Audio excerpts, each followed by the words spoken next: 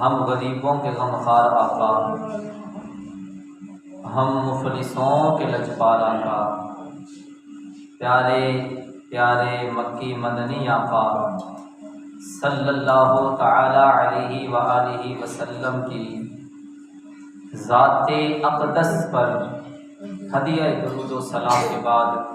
میرے محترم بزرگوں اور میرے عزیز بھائیوں،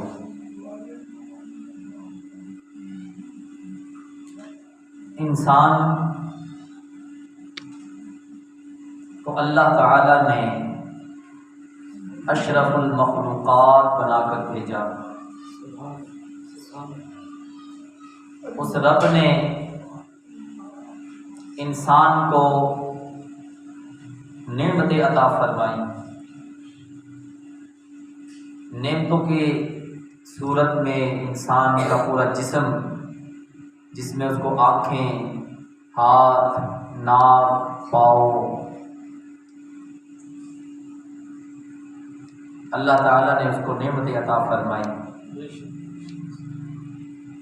اور سورۃ الرحمن کے اندر قرآن پاک میں ہے فَبِأَيِّ آلَاءِ رَبِّكُمَا تُكَذِّبَانِ، کہ تم اپنے رب کی کون کون سی نعمتوں کو جھٹلاؤ گے۔ اور اتنی نعمتیں عطا فرمائی، اتنی نعمتیں عطا فرمائی کہ اللہ نے فرمایا وَإِن تَعُدُّوا نِعْمَتَ اللَّهِ لَا تُحْصُوهَا، اگر تم میری نعمتوں کو شمار کرنا چاہو تو میری نعمتوں کو شمار نہیں کر سکتے۔ اللہ نے ہمیں اتنی نعمتیں عطا فرمائی، اللہ نے ہمیں جسم عطا فرمایا۔ انسان کو مختلف قسم کی بیماریاں لگتی ہیں۔ جسمانی طور پر انسان کو بڑی بڑی بیماریاں لگ جاتی ہیں، کوڑ کی بیماری، برس کی بیماری، sugar, heart attack, blood pressure, uric acid, یعنی کولیسٹرول، مختلف اقسام کی بیماریاں انسان کو لگ جاتی ہیں۔ اور ہر بیماری کا اللہ نے علاج بھی عطا فرمایا۔ اللہ فرماتا ہے وَإِذَا مَرِضْتُ فَهُوَ يَشْفِينِ، قرآن پاک میں ہے کہ جب وہ چاہے گا تو شفا ملے گی، جب وہ چاہے گا تو اللہ تعالیٰ ہی شفا عطا فرمائے گا کہ ان اللہ علی کل شیء قدیر، بے شک اللہ ہر چاہ پر قادر ہے۔ یعنی اللہ تعالیٰ نے جسم عطا فرمایا، اور اگر اللہ تعالیٰ اپنے بندے کو سر کا درد بھی دیتا ہے تو اللہ تعالیٰ اس کے بدلے میں اس انسان کے، اس بندے کے گناہوں کی بخشش فرماتا ہے، جب تک وہ اپنے رب کا شکر ادا کرتا رہے۔ خوشی ملی تو خوشی بھی اللہ کی طرف سے، آزمائش آئی وہ بھی رب کی طرف سے۔ اللہ فرماتا ہے وَلَنَبْلُوَنَّكُمْ بِشَيْءٍ مِّنَ الْخَوْفِ وَالْجُوعِ وَنَقْصٍ مِّنَ الْأَمْوَالِ وَالْأَنفُسِ وَالثَّمَرَاتِ وَبَشِّرِ الصَّابِرِينَ، کہ اللہ تعالیٰ مال دے کر بھی آزماتا ہے، مال لے کر بھی آزماتا ہے، اولاد دے کر بھی آزماتا ہے، اولاد لے کر بھی آزماتا ہے۔ اور جو ان چیزوں میں سبقت لے جاتا ہے، صبر کر جاتا ہے، تو پھر فرماتے ہیں وَبَشِّرِ الصَّابِرِينَ، کہ صبر کرنے والوں کے لیے خوشخبریاں ہیں۔ اور پھر اللہ فرماتے ہیں یا ایھا الذین آمنوا استعینوا بالصبر والصلاۃ ان اللہ مع الصابرین، اے ایمان والو مدد حاصل کرو نماز سے اور صبر سے، ان اللہ مع الصابرین، بے شک اللہ صبر کرنے والوں کے ساتھ ہے۔ کہ اللہ نے انسان کو آزمائش دی تو اس کے بدلے میں گناہوں کی بخشش ہو رہی ہے۔ انسان کو مختلف قسم کی بیماریاں لگتی ہیں تو ہر بیماری کا علاج بھی ہے، ہر بیماری کا علاج بھی ہے۔ یہ ہے انسان کو جسمانی بیماری۔ کون سی بیماری ہے؟ جسمانی بیماری، کہ جو ظاہراً سامنے نظر بھی آ جاتی ہے، لیکن ایک ایسی بیماری بھی ہے، ایسی بیماری بھی ہے کہ جس کو انسان اپنے اوپر سمجھتا ہی نہیں کہ یہ مجھے بیماری ہے۔ سر میں درد ہوا، جی سر میں درد ہو رہا ہے، پاؤں میں درد ہو رہا ہے، پیٹ میں درد ہو رہا ہے، یعنی وہ خود کہتا ہے کہ میرے پیٹ میں درد ہو رہا ہے، میرے سر میں درد ہو رہا ہے، مجھے شوگر کی بیماری ہے، مجھے ہارٹ اٹیک کا مسئلہ ہے، میں بلڈ پریشر کا مریض ہوں، خود بتاتا ہے جسمانی بیماری ہو تو وہ انسان اسے پوچھا جائے تو وہ خود کہتا ہے کہ مجھے یار یہ مسئلہ ہے، مجھے یہ بیماری ہے، کیوں؟ وہ خود محسوس کرتا ہے کہ مجھے یہ مسئلہ ہے، مجھے یہ بیماری لگی ہوئی ہے، مجھے یہ بیماری ہے۔ ایک بیماری ایسی بیماری ہے جو جسمانی نہیں ہے، روحانی بیماری ہے،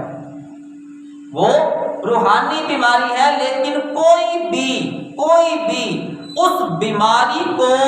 حالانکہ وہ بیماری لگی ہوئی ہے، حالانکہ انسان کو چوٹ لگی کہتا ہے مجھے چوٹ لگی ہے جی، اس کو درد ہو رہا ہے تو کہتا ہے مجھے درد ہو رہا ہے، پریشانی ہے تو کہتا ہے مجھے پریشانی ہے، مانتا ہے۔ لیکن ایک روحانی بیماری ایسی بیماری بھی ہے کہ جو ہوتی ہے، لگی بھی ہوئی ہے، لیکن انسان اس کو محسوس نہیں کرتا، اس کو محسوس نہیں کرتا کہ مجھے یہ بیماری لگی ہوئی ہے۔ اب وہ بیماری کون سی ہے؟ وہ بیماری ہے حسد کرنے والی، حسد کرنا، اپنے دوسرے مسلمان بھائی کے اوپر حسد کرنا، اس کے بارے میں دل کے اندر کینہ رکھنا، بغض رکھنا، یہ جو بیماریاں نا انسان کے اندر، اس کو روحانی بیماری کہتے ہیں، اس کو روحانی بیماری کہتے ہیں۔ اب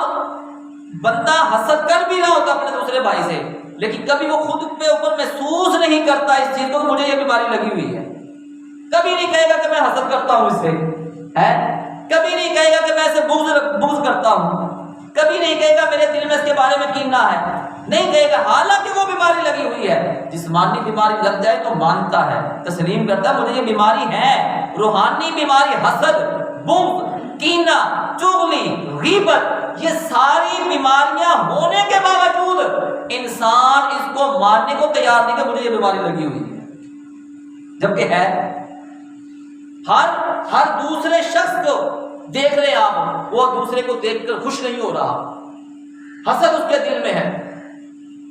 دوسرے کے بارے میں غلط ذہن رکھتا ہے، نقصان کا ذہن رکھتا ہے۔ تو اللہ تعالیٰ نے قرآن پاک میں ارشاد فرمایا وَمِن شَرِّ حَاسِدٍ إِذَا حَسَدَ، اور جب ہمیشہ اللہ کی بارگاہ میں یہ دعا مانگتے رہنا چاہیے، اللہ کی بارگاہ میں رحمت کی دعا مانگتے رہنا چاہیے، اس کی کرم نوازی کی دعا مانگتے رہنا چاہیے، اس کی مہربانی کی دعائیں مانگتے رہنا چاہیے۔ یہ بھی دعا ہے وَمِن شَرِّ حَاسِدٍ إِذَا حَسَدَ، اور حسد والے کے شر سے جب وہ مجھ سے جلے، پناہ مانگتا ہوں مالک،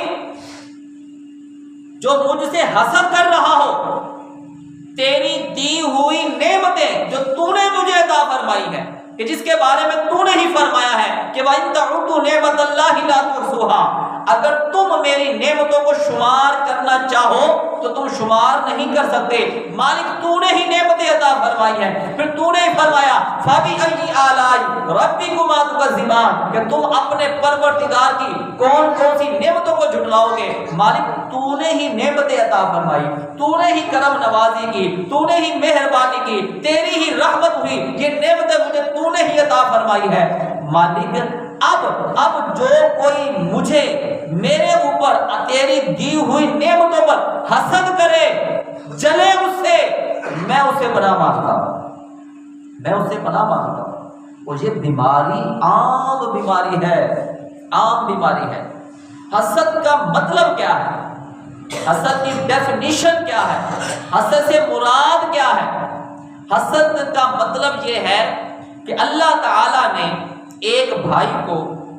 اچھی گاڑی عطا فرما دی، اچھا مکان دے دیا، اچھی کوٹھی دے دی، اچھا بنگلہ دے دیا، یعنی کہ اللہ نے اپنی نعمتیں اس کو عطا فرمائی،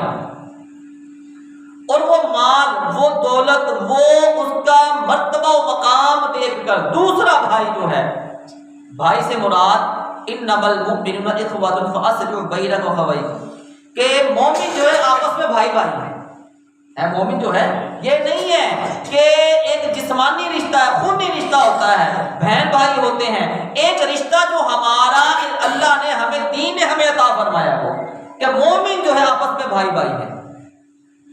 سگے بھائی اور مومن بھائی، یعنی بھائی ہے یہ، اس میں آپ سگا بھائی دیکھ لیں یا کوئی دوست یار بیلی سجن کوئی بھی ہے، وہ اگر اپنے دوسرے بھائی کو اللہ کی طرف سے ملی ہوئی نعمت پر یہ سوچتا ہے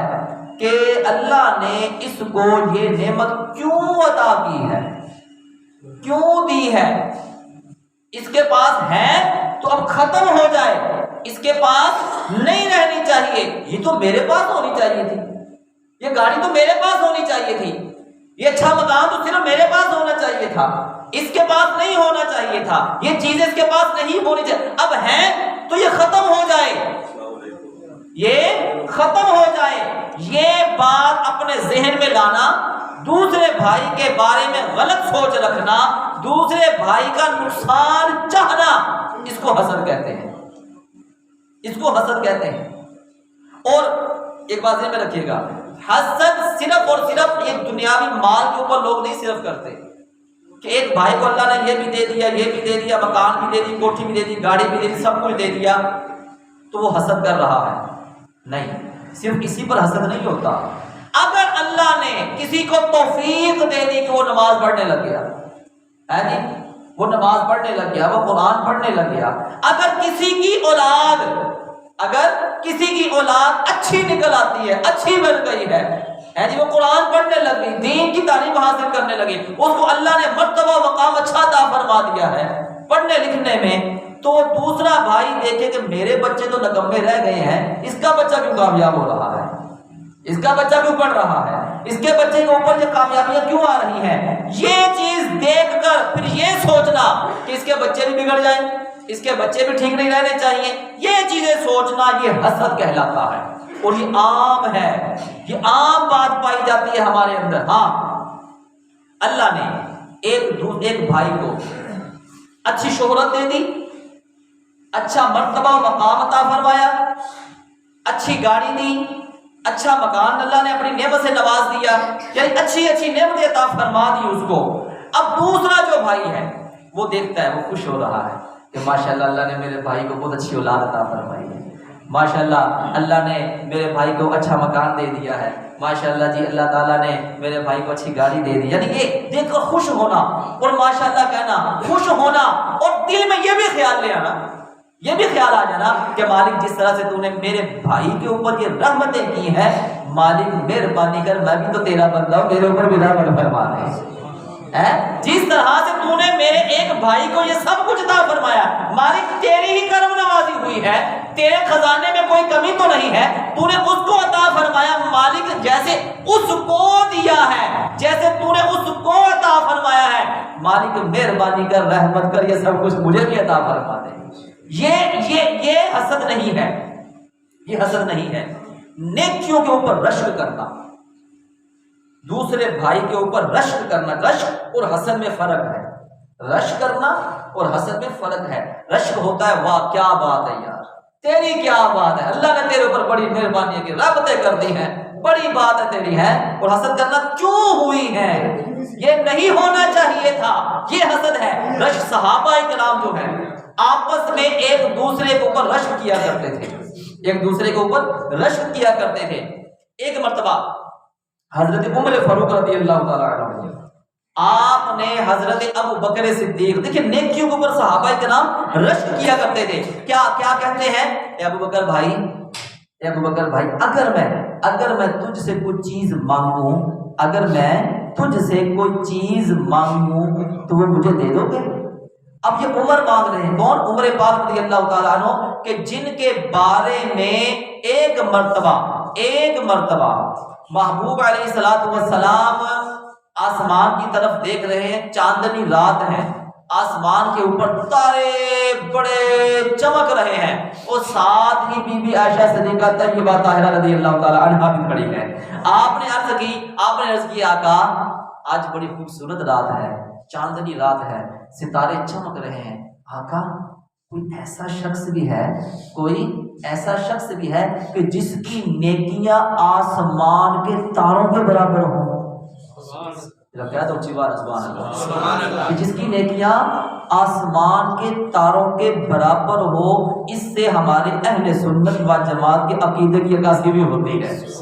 کہ بی بی عائشہ صدیقہ طیبہ طاہرہ مومنوں کی ماں رضی اللہ تعالی عنہا یہ جانتی تھی یہ اللہ کے نبی ہیں، اور ان کو یہ بھی پتا ہے کہ آسمان کے ستاروں کے برابر نیکیاں کس کی ہے؟ وہ یہ بھی جانتی تھی۔ میرے باپ علیہ الصلوۃ والسلام، میرے باپ علیہ السلام میں عائشہ ہاں ایک شخص ہے جس کی نیکیاں آسمان کے ستاروں کے برابر ہے، آسمان کے ستاروں کے برابر ہے۔ آقا وہ خوش نصیب کون ہے، وہ خوش نصیب کون ہے؟ میرے باپ نے فرمایا عائشہ ہاں وہ میرے عمر کی نیکیاں اتنی ہیں، میرے عمر کی نیکیاں اتنی ہیں۔ چہرے پر تھوڑی سی مسکراہٹ کم ہو گئی، مسکراہٹ کم ہو گئی۔ بیٹیاں جو سی ہوتی ہیں نا تو کبھی اپنے شوہر کے سامنے بات کریں نا تو ان کی کوشش ہوتی ہے کہ میرا جو اپنا سرتاج ہے نا کبھی میرے ماں باپ کی بھی تعریف کر دیا ہی کرے۔ ہر وقت نا ہر وقت جلے نہیں رہنا چاہیے، ہر وقت جو ہے نا اپنے اندر کم ظرفی نہیں لانی چاہیے، خوش بھی رہنا چاہیے، خوش مزاج بندے کو ہونا چاہیے کہ ہر وقت یہ تو ضروری نہیں ہے کہ اللہ آپ کو دیکھے ایک ماں باپ نے اپنے جگر کا ٹکڑا تمہیں دے دیا ہے، جگر کا ٹکڑا تمہیں دیا ہے، اور تم پھر بھی سوچو کہ میرے پاس وہ بھی آ جائے، وہ میرے پاس یہ بھی دے، مجھے جوڑا بھی بنا کر دے، مجھے یہ بھی کر دے۔ یہ سوچیے جگر کا ٹکڑا تجھے دے دیا ہے اور تجھے کیا چاہیے یار ہے؟ ماں بیٹیاں ہوتی ہیں نا ان کی خواہش ہوتی ہے کہ جو ہے نا کبھی میرا شوہر جو ہے نا میرے باپ کی بھی تعریف کرے، میری ماں کی بھی تعریف کرے، میرے بہن بھائیوں کی بھی تعریفیں کرے، بڑی ان کے دل کے اندر ہوتی ہے۔ اب بی بی عائشہ صدیقہ طیبہ طاہرہ رضی اللہ تعالی عنہا، آپ کے دل میں بھی خواہش تھی، آپ کے دل میں بھی یہ بات تھی کہ میرے محبوب، میرے سرتاج، میرے شوہر جو ہے میرے باپ ابو بکر صدیق کا نام لیں گے۔ بی بی عائشہ ابو بکر صدیق رضی اللہ تعالی عنہ کی بیٹی بھی تو ہے نا، اور ابو بکر صدیق رضی اللہ تعالی عنہ محبوب علیہ الصلوۃ والسلام کے سسر بھی ہیں، ہے جی سسر بھی ہیں، آقا علیہ الصلوۃ والسلام ابو بکر صدیق کے داماد بھی ہیں۔ یہ دیکھیں کتنے پیارے رشتے، کتنی محبتیں ہیں ان کی۔ اب اما عائشہ رضی اللہ تعالی عنہا کے دل میں یہ خیال تھا کہ آقا میرے والد کا نام لیں گے، میرے والد کا نام لیں گے، لیکن قربان جو میرے محبوب کے اوپر، میرے محبوب نے فرمایا اے عائشہ تیرے دل میں یہی خیال تھا نا کہ میں تیرے باپ ابو بکر کا نہیں، دیکھیں رشک ہو رہا ہے صحابہ کرام کا، رشک ہو رہا ہے، حسد نہیں رشک ہو رہا ہے کہ میں تیرے باپ ابو بکر کا نام لوں گا۔ سن پوری زندگی کی نیکیاں عمر کی، کتنی پوری زندگی کی نیکیاں عمر کی یہ ستاروں کے برابر ہے، آسمان کے ستاروں کے برابر ہے، لیکن تیرے باپ ابو بکر نے جو ایک رات میرے ساتھ غار ثور میں گزاری تھی، غار ثور میں گزاری تھی، ایک طرف عمر فاروق کی پوری زندگی کی نیکیاں، لیکن ایک طرف ایک رات کی جو نیکی تیرے باپ ابو بکر نے میری حفاظت میں گزاری تھی، میرے ساتھ گزاری تھی، وہ نیکیاں ابو بکر کی ایک رات کی نیکی کو نہیں پہنچ سکتی، نہیں پہنچ سکتی۔ اب ادھر میرے بابو یہ فرما رہے ہیں، اب ادھر کیا کہہ رہے ہیں، عمر فاروق رشک کر رہے ہیں، عمر ابو بکر اگر ایک چیز مانگوں تو وہ مجھے دے دو گے، وہ مجھے دے دو گے؟ ابو بکر صدیق رضی اللہ تعالی عنہ نے آپ نے کہا اے عمر بھائی مانگو، کیا مانگتے ہو، مانگو کیا مانگتے ہو؟ اج کل تے مانگنا مینوں کوٹھی دے دے، مینوں بنگلہ دے دے، مینوں دولت دے دے، نیکیوں پر رشک ہو رہا ہے، حسد نہیں ہو رہا۔ عمر فاروق رضی اللہ تعالیٰ عنہ عرض کرتے ہیں اے ابو بکر وہ جو تو نے 3 دن غار کے اندر محبوب کے ساتھ تنہائی میں گزارے تھے نا یار، اس میں سے ایک نیکی ہی مجھے دے دے یار۔ اب عمر فاروق کی نیکیاں کتنی؟ آسمان کے ستاروں کے برابر نیکیاں، لیکن ادھر کیا کہہ رہے ہیں اے ابو بکر جیڑی راتاں تو 3 سرکار دے نال غار ثور سے کٹیاں سی نا انہاں دے وچوں ایک رات مینوں دے دے یار تو۔ اور ابو بکر صدیق رضی اللہ تعالی عنہ کیا فرماتے ہیں اے عمر اب وہی تو اثاثہ ہے میرے پاس نیکیوں، تو وہی مانگنے لگ گیا مجھ سے ہے، اسی کے اوپر تو مجھے مان ہے۔ ارے وہ رات تو ایسی رات تھی، وہ دن ایسے دن تھے کہ اس وقت اللہ دیکھ رہا تھا یا اس کے محبوب کو ابو بکر دیکھ رہا تھا، محبوب کو رب دیکھ رہا تھا یا ابو بکر دیکھ رہا تھا، اور کوئی دیکھنے والا نہیں تھا، اور تو کہہ رہا ہے کہ وہ میں نیکیاں تجھے دے دوں۔ دیکھیے صحابہ کرام آپس میں کیسا رشک ہے، نیکیوں کے اوپر رشک ہونا چاہیے، دیکھنا چاہیے یار یہ نمازیں پڑھتا ہے تو میں بھی نمازیں پڑھا کروں گا، یہ قرآن کی تلاوت کرتا ہے تو میں بھی قرآن کی تلاوت کروں گا، یہ اچھے کام کرتا ہے میں بھی اچھے کام کروں گا، بجائے اس کے کہ یہ سوچنا پتہ نہیں جنیاں نمازیں پڑھنا ہے، پتہ لوگ آج کل نا ہمارے اندر یہ بہت بڑی بیماری ہے، کہ ہم لوگ کسی دوسرے کے ماضی کو بھولنے کو تیار نہیں ہیں، اپنے پہ نظر نہیں ڈالتے، اپنا گریبان نہیں جا کر دیکھنا کہ ہم نے کیا کچھ کیا ہوتا ہے، ہم نے کتنی زیادتیاں کی ہیں، ہم نے اپنے بہن بھائیوں کے ساتھ کتنے پریشانیاں کی ہیں، کتنے ظلم کیے ہیں، اپنے علاقے اپنے محلے داروں کو کتنے ظلم و ستم کیے ہیں، اپنے گریبان میں نہیں جاگنا۔ دوسرے کی کوئی غلطی ہو گئی ہے نا، وہ مرتے دم تک جدوں تک ہے نا اودی میت منجے تے پے نہیں جاندی ہے نا، تے مولوی سامنے کھلو کے کہہ نہیں دیندا نا کہ یار اگر کسی نے کوئی طلب کلامی ہو گئی ہوے تے غلطی ہو گئی تو معاف کر دیو، ادوں تک بندہ معاف کرنے کو تیار ہی کوئی نہیں، تیار ہی نہیں ہے معاف کرنے کو۔ یار کس بات پر چل پڑے ہیں؟ ماضی ہے، تجھے کیا پتا، تجھے کیا پتا کہ اس نے رب کو کس انداز میں راضی کر لیا ہو، کب راضی کر لیا ہو۔ پیارے موسیٰ علیہ السلام کہت آ گیا، قوم گئی موسیٰ علیہ السلام نے کہا کہ کیا پتا کہ کس وقت کس نے رب کو راضی کر لیا ہے۔ دستار کے ہر تار کی تعظیم ہے لازم، دستار کہتے ہیں پگڑی کو، تار کہتے ہیں پیج، یہ پگڑی جو باندھی جاتی ہے، آپ کے سامنے جیسے پگڑی بندھی ہوئی ہے جیسے یہ پیج ہوتا ہے۔ دستار کے ہر تار کی تعظیم ہے لازم، یعنی تعظیم کرنی چاہیے، لیکن ہر صاحب دستار معزز نہیں ہوتا۔ یہ ضروری نہیں ہے کہ کسی نے جبا کبا پا لیا تے ہیں وہی نیک ہے تے جے ہیں کوئی نیوی پا کے جاندا پیا جے ہے جن سر ٹوپی کوئی ٹوپی رکھ لی نماز پڑھتا پیا فرض ادا کرتا پیا جے ہیں تے ہن اون دے پلے کوئی شے نہیں۔ اس رب کی بارگاہ میں معیار کیا ہے؟ اس رب کی بارگاہ میں معیار یہ ہے کہ وہ اپنے رب سے کتنی محبت کرتا ہے، اس کے محبوب سے کتنی محبت کرتا ہے۔ وہاں پر یہ معیار دیکھا جاتا ہے کہ اس کے اخلاق حسنہ کیسے ہیں، یہ میری مخلوق کے ساتھ کتنا پیار کرتا ہے، میری مخلوق کا کتنا خیال رکھنے والا ہے۔ موسیٰ علیہ السلام نے کہا کہ رب کو راضی کرتے ہوئے پتہ نہیں چلتا کہ اللہ کب جس بندے کے اوپر راضی ہو جائے۔ موسیٰ علیہ السلام کو قوم آتی ہے کہ اللہ کے نبی قحط پڑا ہوا ہے، جانور مر رہے ہیں، انسان مرنا شروع ہو گئے ہیں، تو اللہ کی بارگاہ میں دعا مانگے بارش ہو جائے، اللہ کی بارگاہ میں دعا مانگے کہ بارش ہو جائے۔ پیارے موسیٰ علیہ السلام نے چلو یہ میدان کھلے میدان میں چلتے ہیں، رب کی بارگاہ میں دعا کی، مالک قوم آئی ہے، بارش کی فریاد ہے، بارش کی عرضی ہے، بارش نازل فرما دے۔ اللہ نے فرمایا موسیٰ نہیں، بارش نہیں ہوگی، تیری اس محفل کے اندر میرا ایک نافرمان بیٹھا ہوا ہے، جب تک وہ وہاں سے نہیں اٹھے گا میں تیری بھی دعا قبول نہیں کروں گا، میں تیری بھی دعا قبول نہیں کروں گا۔ پیارے موسیٰ علیہ السلام نے قوم سے مخاطب ہو کر فرمایا، اللہ نے یہ فرمایا ہے کہ یہاں پر ایک اس رب کا نافرمان بیٹھا ہوا ہے، وہ کھڑا ہو جائے چلا جائے وہ اللہ دعا قبول فرمانے گا، لیکن کوئی بھی کھڑا نہیں ہوا۔ پیارے موسیٰ علیہ السلام نے پھر فرمایا کہ وہ بندہ کھڑا ہو جائے تو بارش نازل ہو جائے گی۔ تیسری مرتبہ پیارے موسیٰ علیہ السلام نے فرمایا کہ وہ بندہ یہاں سے کھڑا ہوتا ہے یا پھر میں اس کا نام لے کر بتاؤں پھر یہاں پر کہ وہ کون سا بندہ ہے۔ بس پیارے موسیٰ علیہ السلام کا یہ کہنا تھا، وہ بندہ بیچ میں بیٹھا، اس نے کوئی ہاتھ نہیں اٹھائے، اور چھوڑ دو یا ماضی کے پیچھے نہ پڑا کرو، اس نے ہاتھوں کو نہیں اٹھایا، اس نے بس رب کی بارگاہ میں عرضی شروع کر دی، نظریں جھکا لی، رب کی بارگاہ میں عرض کر رہا ہے مالک مانا گناہگار ہوں، بڑا سیاہکار ہوں، بڑا خطا کار ہوں، لیکن مالک کیا تیری رحمت میرے گناہوں سے کم پڑ گئی ہے؟ کیا تیری رحمت اتنی کم ہے کہ میرے گناہ زیادہ ہو گئے ہیں؟ مالک تیرا فرمان ہے لا تقنطوا من رحمت اللہ ان اللہ یغفر الذنوب جميعا، کہ میری رحمت سے کبھی بھی نا امید نہیں ہونا، تو نے میری بارگاہ میں آ جانا ہے، میں اللہ تیرے جتنے بھی گناہ ہوں گے میں سارے گناہوں کی بخشش فرما دوں گا۔ ہے مالک میرے اتنے گناہ ہیں کہ تیری رحمت سے بڑھ گئے ہیں۔ مالک